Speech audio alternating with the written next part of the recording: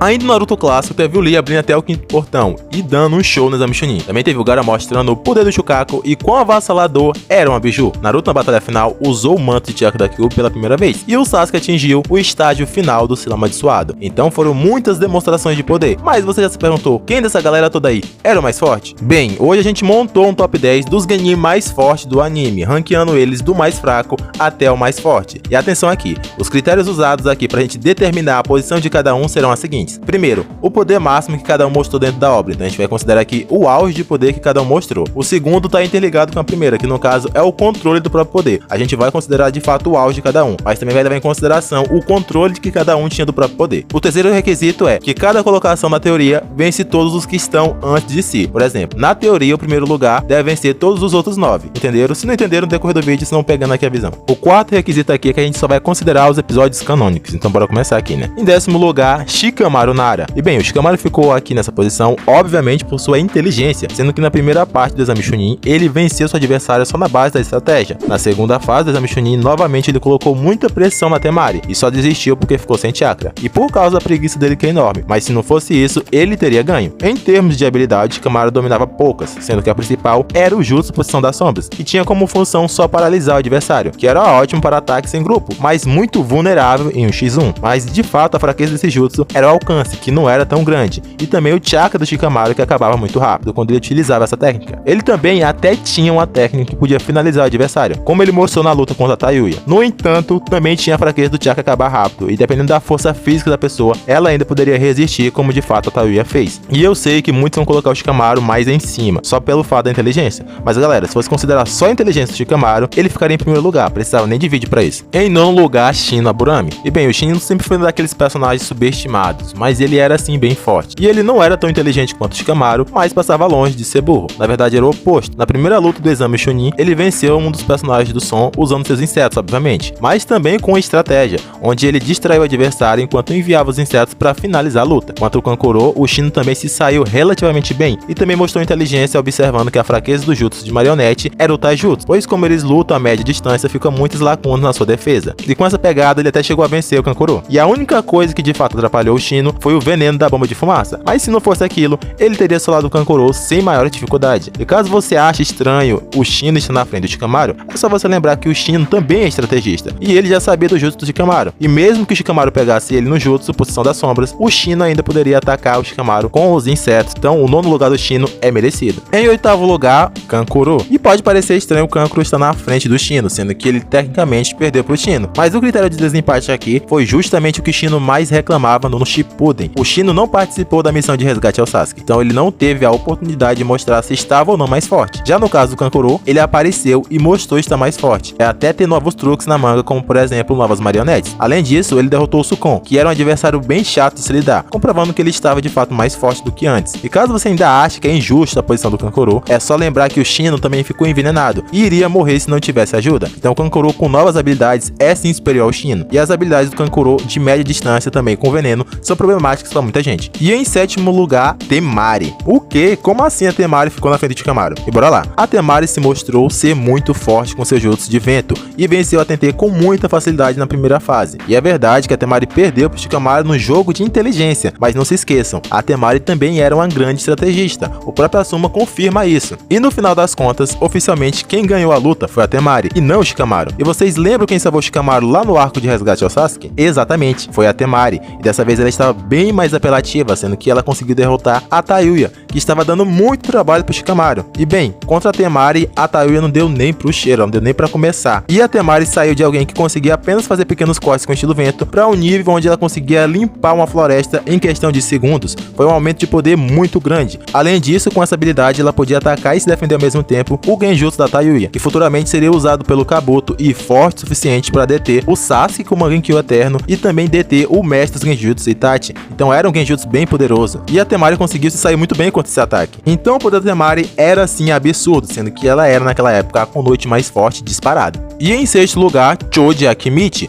outro personagem muito subestimado, inclusive eu mesmo subestimava, mas o Choji é muito forte. Com o jutsu de expansão dele, ele podia fazer um rolo compressor que pode destruir tudo que estivesse em sua frente, e tinha uma velocidade considerável nesse modo. No entanto, o verdadeiro motivo do Choji ficar em sexto lugar é porque ele pode apelar para as pílulas, que vão gradualmente aumentando os poderes do Choji, permitindo que ele consiga expandir partes espaciais do corpo ou até expandir completamente. E claro, isso aumenta a força dele várias vezes. Se o Choji estiver disposto a tomar até a última pílula, ele pode ficar até 100 vezes mais forte no modo borboleta, e isso é muito poder, embora ele possa morrer nessa transformação por não ter o devido preparo. No entanto, isso não deixa de ser um poder absurdo para um Genin. E bem, usar tal técnica, no entanto, é um recurso que ele pode usar a qualquer momento. Então sim, a gente vai considerar, porque embora seja perigoso, fica a critério dele, fica a escolha dele. É um poder que gera um risco, mas que ele pode usar a qualquer momento. E em quinto lugar, Naruto Uzumaki. E eu sei que muitos não vão concordar com essa colocação do Narutinho, porque para alguns é muito cedo pro Naruto aparecer. Mas se você entender os critérios do top 10, você vai ver que faz total sentido o Naruto estar nessa posição. Bora lá. Até o final do anime, o Naruto tinha evoluído consideravelmente, sendo que ele já consegue fazer uma multidão de clones, e também já contava com Rasengan, que é um jutsu de nível A, que já é muito poderoso. E é verdade que o Naruto já tinha em posse o contrato de invocação dos sapos, mas o Naruto não tinha o controle dessa técnica. O Naruto só invocava os sapos dependendo da sorte. Na luta contra o Gaara, o Naruto tentou invocar o Gamabunta, mas falhou. Só no finalzinho ele conseguiu, mas como eu disse, foi na base da sorte. É tanto que posteriormente, na luta contra o Orochimaru e o Kabuto, o Naruto tenta invocar o Gamabunta e volta a falhar. Então, é um poder que ele tinha, mas que ele não controlava. Logo, a gente não considera ele como uma certeza em batalha. Outras coisas que muitos vão falar é da luta final contra o Sasuke, onde ele usou pela primeira vez o manto da Kyuubi e mostrou um poder absurdo, que com certeza deixaria ele lá em cima nesse ranking. Mas novamente, aquilo foi sorte, foi toda aquela situação que ocasionou aquilo. Não era um poder que ele dominasse. Ele não podia acessar aquele manto quando bem entendesse. Então fica difícil de considerar esse poder aqui. O Choji, por exemplo, precisava das pílulas para ativar o poder máximo, mas isso estava no controle dele. Já essas habilidades do Naruto não. Então ele ficou em quinto lugar pelos clones, que sim, eram muitos e podiam ser apelativos e dar trabalho, que até mesmo deu trabalho pro Gaara na sua forma Shukaku, e pela possibilidade de talvez invocar o Gamabunta e talvez vazar uma quantidade de chakra suficiente para ativar o manto de chakra. Em quarto lugar, Rockin' Lee. E como eu deixei claro no começo, a gente considera aqui o auge de poder e o controle que cada um mostrou. Então mesmo que no final do anime o Rockin' Lee estivesse debilitado, a gente está considerando aqui o auge que foi lá atrás no Exame Chunin. E bem, esse Rockin' Lee dispensa comentários. Ele conseguia abrir até o quinto portão, sendo algo inédito e que deixou todos de boca aberta. O próprio Kakashi disse que era impossível fazer aquilo só com o próprio esforço, e até chama o Lee de gênio. Com esse poder em mãos, o Lee embolachou o Gaara de porrada, e praticamente naquele momento em específico, o Lee tinha o poder para derrotar qualquer outro Genin, e só perdeu de fato pro Gaara por causa de uma bendita substituição. Mas de resto, todos naquele momento iam de base pro Lee. E mesmo comparando com o que os outros personagens mostraram posteriormente, o Lee ainda merece sim estar aqui no nosso quarto lugar. Ele só perderia mesmo pros 3 que estão no pódio. Em terceiro lugar, Neji Hyuga. Mas como assim? O Neji ficou na frente do Lee? O Neji ficou na frente do Naruto, que derrotou ele no Exame Chunin? Vem comigo que tudo vai fazer sentido. Primeiramente, o Neji é muito forte. Ele derrotou o Kidomaru, um dos membros do Som, que tinha o nível Jonin e que contava com o selo amaldiçoado e que era um estrategista. E sim, ele era mais forte que o Neji. O Neji só o venceu de fato por ser um gênio estrategista também, mas sem isso ele teria perdido. E sim, as habilidades do Neji são problemáticas para praticamente todo mundo, pois ele tem uma defesa muito boa com a rotação, que também pode servir de ataque. Além disso, ele tem o punho suave, que permite ele destruir qualquer coisa feita de chakra, e também de cancelar o fluxo de chakra dos seus adversários por meio dos pontos de chakra. E isso já destrói tanto o Taijutsu quanto o ninjutsu do inimigo. Ele também foi abençoado com Byakugan, e pode de certa forma antecipar os ataques. E isso é diferente de como o Sharingan faz. Ele não prevê o ataque, e sim antecipa. Exemplificando melhor, os Pains têm o Rinnegan, que obviamente não prevê movimentos, mas por compartilhar a visão, dá um campo visual maior, e permite que ele antecipe os ataques inimigos. Com o Byakugan é muito parecido, então lutar com esse cara é muito difícil. E sim, é verdade que o Neji perdeu pro Naruto, mas foi só questão de roteiro, protagonismo mesmo. E também porque o Neji subestimou o Naruto. O Neji nunca viu o Naruto como ameaça, ou até como adversário, por isso ele subestimou o Naruto do começo da luta até o fim. Mas se ele simplesmente chega na batalha e falasse, vou acabar com esse cara aqui agora, não tinha nada que o Naruto pudesse fazer. E caso você não entenda o porquê foi protagonismo, eu te explico. Quem ficou de pé no copo final foi o Neji, mas até ali ele ainda subestimava o Naruto. E até aí tudo bem, bem, não teve roteiro. O protagonismo vem quando o Naruto cava um buraco sem jogar a terra pra fora. O Neji não usar o Byakugan para analisar é completamente plausível, porque ele subestimava o Naruto. Mas o Naruto cavar um buraco sem jogar um único grão de areia pra fora não era possível. Isso porque o Naruto não tinha Doton, e muito menos jutsu pra isso. Por exemplo, o Kakashi é mestre no estilo terra. Ele consegue se locomover e se esconder na terra de boa, porque ele tem o estilo terra, e jutsus específicos pra isso. Já o Naruto não tinha,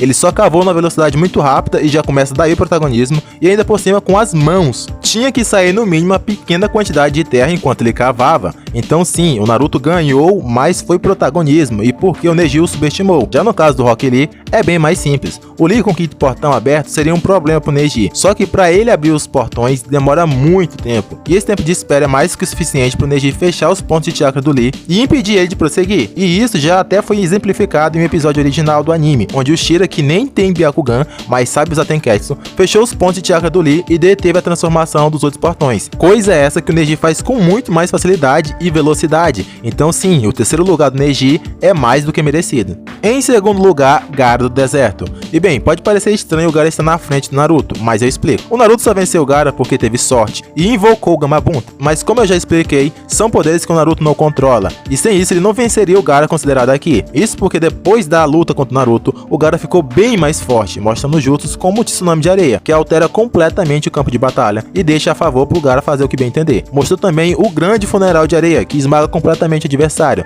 e também a prisão do deserto, que na prática é areia movediça, e contra esses jutsus que eu falei, todos nessa lista seriam derrotados. Chego até a dizer que todos de uma só vez, porque naquela época o Gaara estava bem à frente dos outros genins. Em primeiro lugar, Sasuke Uchiha. E bem, o motivo do Sasuke estar aqui é óbvio para alguns e para outros não, mas bora lá. O Sasuke no final do anime já tinha despertado o Sharingan de 3 Tomoes, que fazia ele antecipar os ataques do Naruto com o chakra da Kyuubi. Os ataques do Naruto só se tornaram um problema depois que ele ativou o manto da Kyuubi, e ainda assim o Naruto perdeu. Ah, mas por que você considera a transformação do Sasuke e não considera a transformação do Naruto? Simples, o Naruto ativou aquele modo por sorte, pela emoção do momento, mas ele não tinha o controle. Já o Sasuke, depois de tomar as pílulas e fazer o ritual, dominou a marca, sendo capaz de ativar e desativar quando bem entender, sendo que ele conseguiu usar a marca só em metade do corpo, conseguiu usar cobrindo todo o corpo, e foi para a fase 2 do selo amaldiçoado por vontade própria, foi por escolha dele, ele controlava o próprio poder. E nessa altura a gente já tinha um Sasuke com Sharingan de 3 Tomoes, bufado pelo selo amaldiçoado, que é chakra senjutsu, e aumentava todos os atributos físicos do Sasuke, em pelo menos umas 10 vezes. E o Naruto no auge de poder perdeu para esse Sasuke. O Neji era assim bem forte, mas contra a nova velocidade do Sasuke e um Sharingan de 3 Tomoes, seria impossível de acertar os pontos de chakra dele, e consequentemente o Neji acabaria perdendo. O Gaara até mostrou novos jutsus,